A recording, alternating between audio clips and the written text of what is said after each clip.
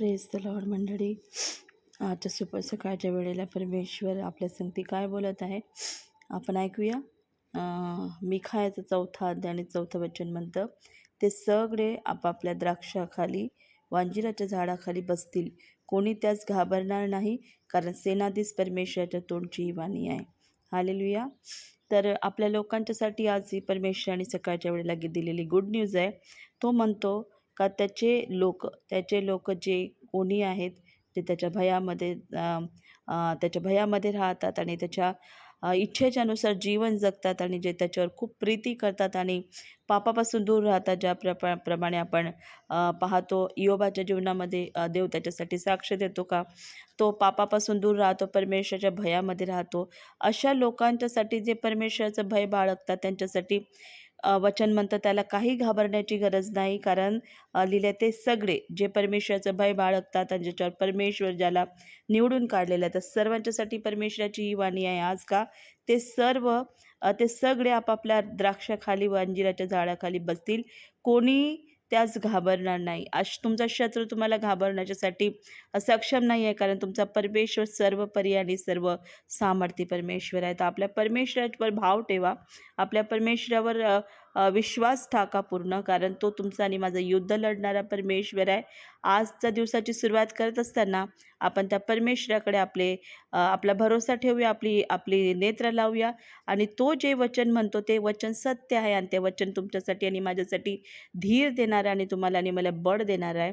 आणि देवाचं ते वचन तुमच्यासाठी आणि माझ्यासाठी एका घाबरण्याची काही गरज नाही आहे. परिस्थिती कशी आहे पाहू नका, शत्रू किती मोठे मोठे समोर आहे ते पाहू नका, पण तुमचा आणि माझा परमेश्वर सामर्थ्य परमेश्वर आहे. आणि तो म्हणतो का ते सगळे ज्याला मी ओळखतो, ज्याची माझ्या संगती ओळख आहे, जे माझ्या भयाखाली राहतात, जे मला प्रसन्न करतात, जे माझी वाणी ऐकतात, त्या सर्वांच्यासाठी मी हे वचन माझ्या तोंडची वाणी आहे, परमेश्वराच्या तोंडची वाणी आहे.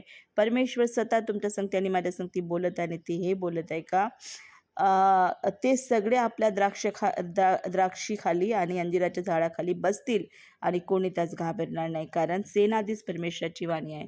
तर आज आपल्या घाबरण्याचा दिवस नाही, तर आज आपल्या आनंदाचा दिवस आहे, कारण परमेश्वराने तुम्हाला आणि मला द्राक्षाच्या खाली आणि अंजिराच्या खाली बसवण्याची एक शांतीची जागा दिली आहे, जिथे त्या झाडांना पाहून मन आनंदित होतं. तसं एक परमेश्वर तसं तुमच्यासाठी आणि माझ्यासाठी एक द्राक्ष वेल आहे आणि परमेश्वर तुमच्यासाठी तसं एक अंजिराचं मोठं झाड आहे, जे तुम्हाला सावली आणि फळं देतो. आणि त्याचे लोक जेव्हा त्याच्या अंजिराच्या झाडाखाली द्राक्ष वेलीमध्ये जुळून राहतात, परमेश्वराची आजवाणी त्यांना सांगतं का त्यांना काही घाबरण्याची गरज नाही आहे, कारण इस्रायलाचा परमेश्वर त्यांच्यावर नजर ठेवून आहे आणि तो त्यांना सांभाळणार आहे. तर आजचं आपलं युद्ध, आजच्या दिवसाचं युद्ध आपलं नव्हे, तर आपल्या परमेश्वराचं आहे.